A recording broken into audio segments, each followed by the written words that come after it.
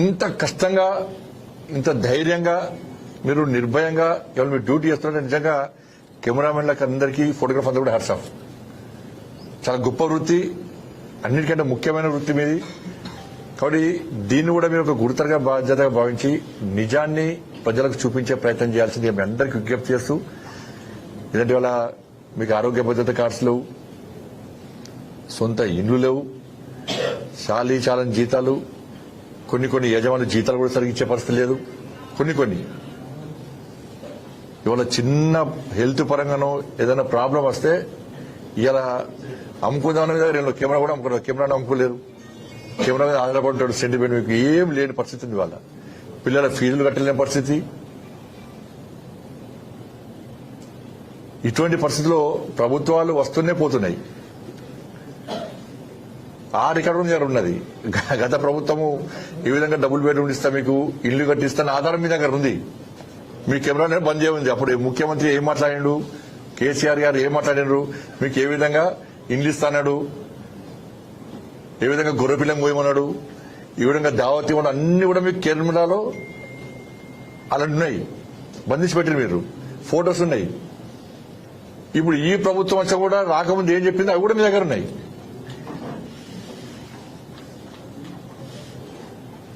కానీ ప్రభుత్వాలు మారుతున్నాయి, ముఖ్యమంత్రులు మారుతున్నారు తప్ప ఇలా కెమెరామెన్ల ఫోటోగ్రాఫర్ల జర్నలిస్టుల జీవితాలు మాత్రం మారతలేవు. పండుగలకు ఇబ్బందే, ఆరోగ్య సమస్య వచ్చిన ఇబ్బందే, పిల్లలు చదివిద్దామన్న ఇబ్బందే. నెల ఫస్ట్ వస్తుందంటే ఒక టెన్షన్ వాతావరణంలో ఇలా పూర్తి జర్నలిస్టులు కానీ ఫోటోగ్రాఫర్లు కానీ కెమెరాలు జీవించే పరిస్థితి వచ్చింది. చాలా దారుణమైన పరిస్థితి ఉన్నది. అందుకే మీకు హామీ ఇస్తున్నాను. సరే, చాలా మంది అనుకుంటారు వాసు ఎట్టి పరిస్థితిలో 2028-29లో జరిగే ఎన్నికల్లో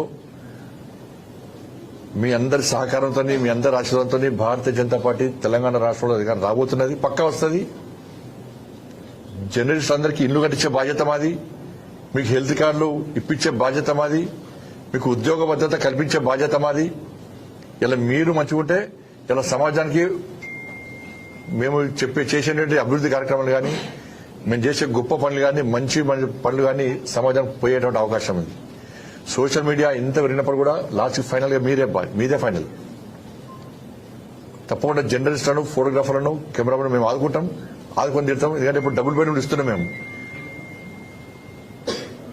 బీజేపీ పాలిత రాష్ట్రాలు తప్ప మిగతా ప్రాంతాల్లో డబుల్ బెడ్రూమ్ ఇచ్చే పరిస్థితి లేదు. హంగు ఆర్భాటాలు చేస్తున్న తప్ప లేదు. దానిలో తీసి ఇవాళ వీళ్ళకి ఎంతమంది ఉన్నారు జర్నలిస్టులు, ఇస్తే ఏమవుతుంది? నేను పోయినా అక్కడెక్కడ పోయినా పాదయాత్రప్పుడు జర్నలిస్టులకు ఇల్లు కట్టిస్తా అన్నారు, పిల్లర్లు వేసినాయి, ఆ పిల్లలు మొత్తం చిల్లుమకి పీకినాయి.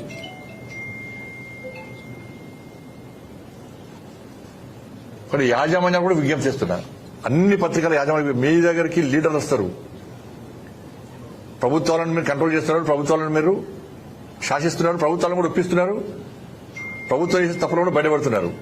ఇటువంటి పరిస్థితుల్లో మీ సిబ్బంది బాధలను కూడా యాజమాన్యాలు ప్రభుత్వం తీసుకురావాలి. మీ పేపర్ సంబంధించి కానీ, మీ ఛానల్ సంబంధించి కానీ, వీడియోగ్రాఫర్లు కానీ, కెమెరామెన్లు కానీ మీ సిబ్బంది పడుతున్న ఇబ్బందులను ఇలా ప్రభుత్వం తీసుకొచ్చి వాళ్ళకు వార్నింగ్ ఇస్తారా, రిక్వెస్ట్ చేస్తారా, చేసి వాళ్ళకు ఉద్యోగ భద్రతతో పాటు వాళ్ళకు ఇండ్లు ఇచ్చే విధంగా, వాళ్ళకి అన్ని రకాలు ఆదుకునే విధంగా, ఆరోగ్య భద్రత కార్డు ఇచ్చే విధంగా యాజమాన్యం కూడా కృషి అని చెప్పి ఈ సందర్భంగా తప్పకుండా మా ప్రభుత్వం వస్తుంది, మిమ్మల్ని ఆదుకునే ప్రయత్నం చేస్తాం. దాంతోపాటు ఈ నెల 27వ తారీఖు నుంచి ఉద్యోగ ఉపాధ్యాయ సంఘాలన్నీ కూడా జేసీగా ఏర్పడి మేము పోరుబాట పడుతున్నాం, ఆందోళన చేస్తున్నాం అని చెప్పి ప్రకటించడం జరిగింది. ఇప్పుడే మా రాష్ట్ర అధ్యక్షుడు రామచంద్ర గారితో మాట్లాడారు, వారే ఫోన్ చేశారు. తప్పకుండా వారికి మద్దతు ప్రకటించమని చెప్పి ప్రకటిస్తామని కూడా వారు చెప్పడం జరిగింది. అందుకే ఈ రోజు మేము చెప్తున్నాం వాళ్ళకి, ఉద్యోగ ఉపాధ్యాయులందరూ కూడా, జేసీ నాయకులందరూ కూడా మీరు చేసే పోరాటానికి భారతీయ జనతా పార్టీ మరి రామచంద్ర గారి నేతృత్వంలో పూర్తి స్థాయి మేము మద్దతు చెప్తాం. మీరు న్యాయబద్దమైన డిమాండ్స్ మీ అన్ని కూడా మేము గతంలో చెప్పాము. మేము కొంతమంది నాయకులను ప్రతిసారి కొంతమంది నాయకులను పిలిపించి గత ప్రభుత్వం అదే చేస్తుంది, ఈ ప్రభుత్వం అదే చేస్తున్నది, ఒప్పించి మెప్పించే ప్రయత్నం చేస్తున్నారు. కాబట్టి ఈసారైనా మీ న్యాయబద్దమైన డిమాండ్స్ ను ప్రభుత్వం పరిష్కరించే వరకు మీరు ఉద్యమాన్ని ఆపకండి. మీకండగా భారతీయ జనతా పార్టీ కార్యకర్తలు మీ వెంట ఉంటారు. అలాగే రామచంద్ర గారు ఫోన్ చేసి చెప్పి ప్రకటించమని చెప్పి వారి సూచన మేరకు మేము కూడా ఇవాళ భారతీయ జనతా పార్టీ తరఫున మీకు మద్దతు ప్రకటిస్తున్నాం. ఆ ప్రభుత్వం చేసిందేం లేదు, ఈ ప్రభుత్వం చేసిందేం లేదు, చేసేదేం లేదు. ఆ ప్రభుత్వం బెదిరించింది, ఈ ప్రభుత్వం బెదిరిస్తూనే ఉన్నది. అందుకే తను పేనమికలో పోయేవాడేటటువంటి పరిస్థితి. ఇలా పీఆర్సీని అమలు చేస్తలేరు. 6 డిఏలుగా పెండింగ్ ఉన్నది. ప్రతిసారి ఏం చేస్తారంటే ఒక డిఏ రిలీజ్ చేస్తారు, చేసి ఇప్పటి నుంచి రెగ్యులర్ ఇస్తామంటారు కదా, మళ్ళీ పెండింగ్, మళ్ళీ 6 డిఏలు మళ్ళీ పెండింగ్. వాళ్ళకి ఇవ్వాల్సిన బెనిఫిట్స్ ఇస్తలేరు. వాళ్ళ పెన్షన్ దాని కోసం అనేది ఇంత రిలీజ్ చేస్తామని కనీసం వాళ్ళ పరిస్థితి అదే విధంగా ఉన్నది.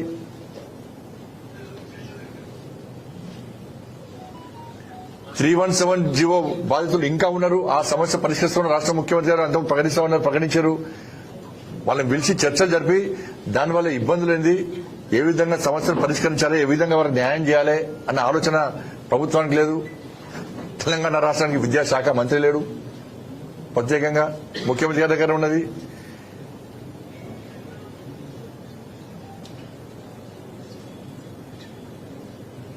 కాబట్టి వాళ్ళు న్యాయమైన డిమాండ్ వాళ్ళ గొంతమ్మ కోరికలు కొడతలేరు. వాళ్ళ 6 డిఏలు ఇవ్వడానికి ఏంది, వాళ్ళ కేంద్ర ప్రభుత్వము ఉద్యోగస్తులను ఏ విధంగా చూసుకుంటారు ఒక చూడండి మీరు.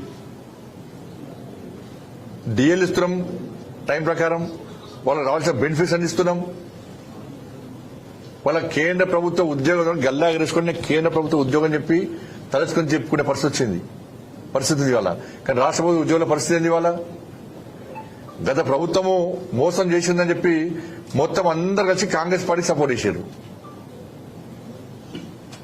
వాళ్ళ కాంగ్రెస్ పార్టీ ఏం చేసింది, వాళ్ళ మళ్ళీ మోసం చేసింది.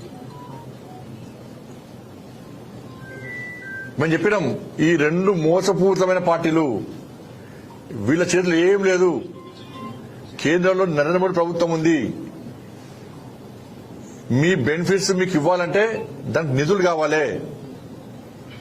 కేంద్రంలో బీజేపీ ప్రభుత్వం ఉంది కాబట్టి ఇక్కడ డబుల్ ఇంజిన్ సర్కార్ వస్తేనే మీ సమస్యలు పరిష్కారం అవుతాయని చెప్పి మేము చెప్పినప్పుడు కూడా మీరు అప్పుడు వినలేదా? ఈ ప్రభుత్వం ఏం చేసింది, 8 లక్షల కోట్లు అప్పు చేసి మొత్తం అప్పులు తీరుస్తాం, మీకు డిఎల్ ఇస్తాం, పీఆర్స్ అమలు చేస్తాం. రిటైర్మెంట్ అనక వెంటనే ముందే మొత్తం ఫైల్ రెడీ చేస్తాం. ఎవరైతే పదవి విరమణ పొందుతారో వాళ్ళకి ముందే 15 డేస్ 1 మంత్ ముందే మొత్తం ఫైల్ అంతా ప్రిపేర్ చేస్తాము. వాళ్ళకి రావాల్సిన బకాయి రిటైర్మెంట్ అయిన రోజే వాళ్ళ అకౌంట్లో వేస్తామని చెప్పి ఇదే ప్రభుత్వం చెప్పింది. గత ముఖ్యమంత్రి చెప్పింది, ఈ ప్రభుత్వం చెప్పింది. వాళ్ళ చెప్పులు అర్థం తిడుతున్నారు వాళ్ళ పరిస్థితి. ఇప్పుడు స్ట్రైక్ చేస్తారు, స్ట్రైక్ అయినా మళ్ళీ చర్చలు అంటారు, చర్చలని మళ్ళీ మాట అంటారు, దానిలో 2-3 నాయకులను కమ్ముతారు కదా, మళ్ళీ చర్చలు సఫలం, మళ్ళీ పోస్ట్ పోడు. ఫీజు రియంబర్స్మెంట్ విషయంలో యాజమాన్యాలకు ఇదే ప్రభుత్వం కట్టినేసింది వాళ్ళు చెప్తాను, మేము చెప్తాను అమ్మలే. ఫీజు రియంబర్స్మెంట్ విషయంలో యాజమాన్యాలు నా దగ్గరకు వచ్చినాయి. వస్తే మీరు భయపడతాం, మేము ఏం చేయలేము. మిమ్మల్ని ప్రభుత్వం ఇబ్బంది పెట్టే ప్రయత్నం చేస్తే దానికి ఏ విధంగా అడ్డుకుంటాం, మీకు భరోసా ఇస్తున్నాం, మీకు అండగా ఉంటామని చెప్పన్నాం.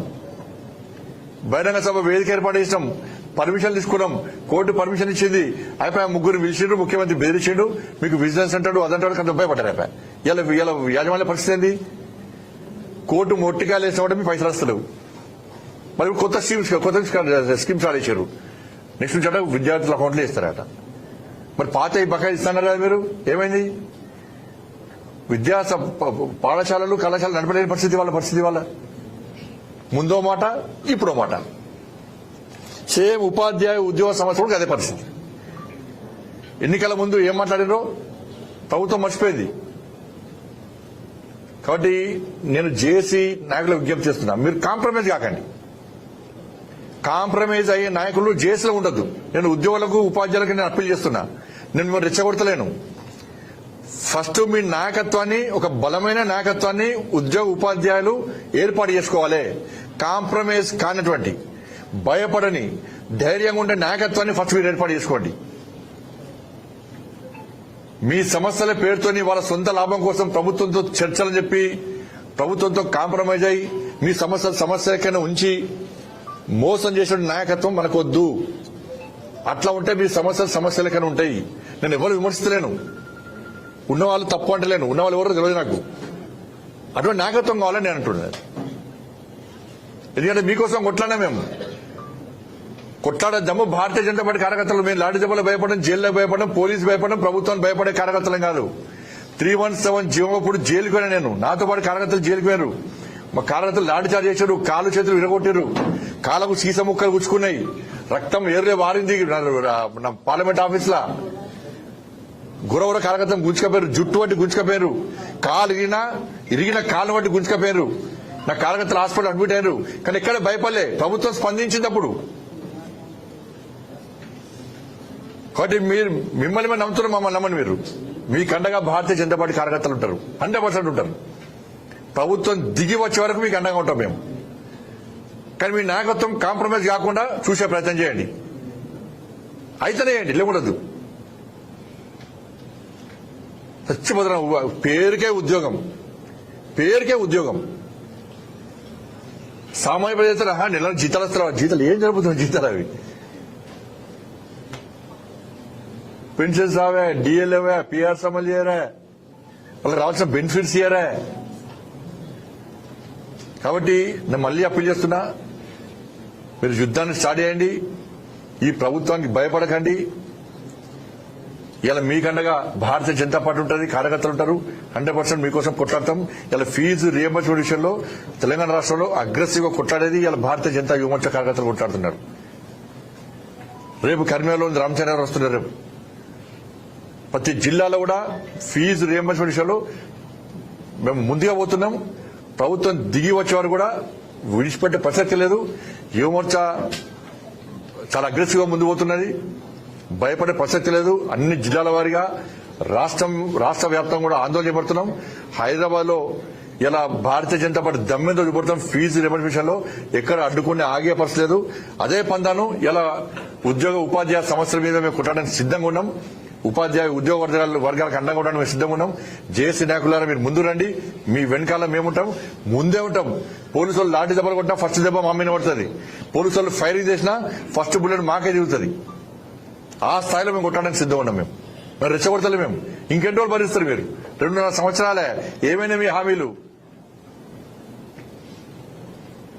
వట్టి వాడు ఖర్చు పెడుతున్న పైసలు, ఢిల్లీకి మూటల ప్రజలని పైసలు ఉంటాయి.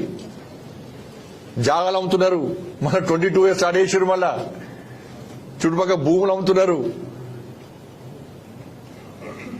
కాబట్టి అందుకే జేఏసీ ఉద్యోగ ఉపాధ్యాయ జేఏసీ చేస్తున్న పోరాటానికి మేము పూర్తిస్థాయి మద్దతు చెప్తాం. తప్పకుండా వాళ్ళకి అండగా ఉంటామని చెప్పి ఈ సందర్భంగా తెలియజేస్తున్నాం.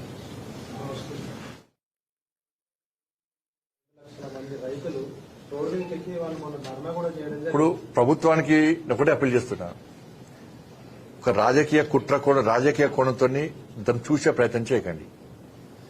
సీదా సాఫీగా మంచిగా రైతులకు అనుగుణంగా నష్టడానికి ఒక డైరీని పూర్తిగా అప్రతిష్టపాలు చేసి దాన్ని ఆస్తి మీద కన్నేసి దాన్ని ఏదో చేద్దామనుకుంటే తప్పు. వేలాది మంది రైతులు ఇలా రోడ్డు ఎక్కి ఆందోళన చేసే పరిస్థితి వచ్చింది. వేలాది మంది రైతులు వాళ్ళ బతుకులు నాశనం చేయకండి. మంచి నష్టం డైరీని ఎందుకు అనవసరంగా అది చేస్తారు? దాన్ని రాజకీయ కోణంతో చూడాల్సిన అవసరం వచ్చింది. ఈ కక్ష సాధింపు చర్యలేంది? గతంలో కూడా డైరీ ల్యాండ్ని ఆక్రమించుకుని ప్రయత్నం చేస్తే అప్పుడు నేనే ఫైట్ చేసిన, అరెస్ట్ చేసిన పోలీసులు, లాఠీ చార్జ్ చేసిన మా మీద. కానీ ల్యాండ్ కాపాడినాం మేము ఆ రోజు. కానీ ఈ ప్రభుత్వం వచ్చాక రైతుల గురించి దృష్టి లేదు ప్రభుత్వానికి. దాన్ని ఆస్తిగా కనబడ్డది. దాన్ని అన్యాక్రాంతం చేయాలి. ఏదో ఒక పేరుతోని మంచి నష్టం డైరీని అభివృద్ధి చేయాలి. రైతుల బతుకులు నాశనం చేయాలి. వ్యక్తి గురించి ఆలోచించదు మీరు ఎప్పటికైనా, వ్యవస్థ గురించి ఆలోచించండి. ఒక వ్యక్తిని టార్గెట్ చేసి ఇబ్బంది పెట్టే ప్రయత్నం చేస్తే వ్యవస్థ నాశనం అవుతుంది. రైతులు ఇబ్బంది పడుతున్నారు. నేను రాష్ట్ర ముఖ్యమంత్రి గారు విజ్ఞప్తి చేస్తున్నా, మీరు దీని మీద ప్రత్యేకంగా దృష్టి పెట్టండి. ఆస్తులు అన్యాక్రాంతంగా కాకుండా చూడండి. అనవసరంగా దాన్ని అప్రతిష్టపాలు చేయకుండా ప్రయత్నం చేయండి. ఆ రైతులను ఆదుకోండి. మంచి నడిచేదాన్ని ప్రోత్సహించండి.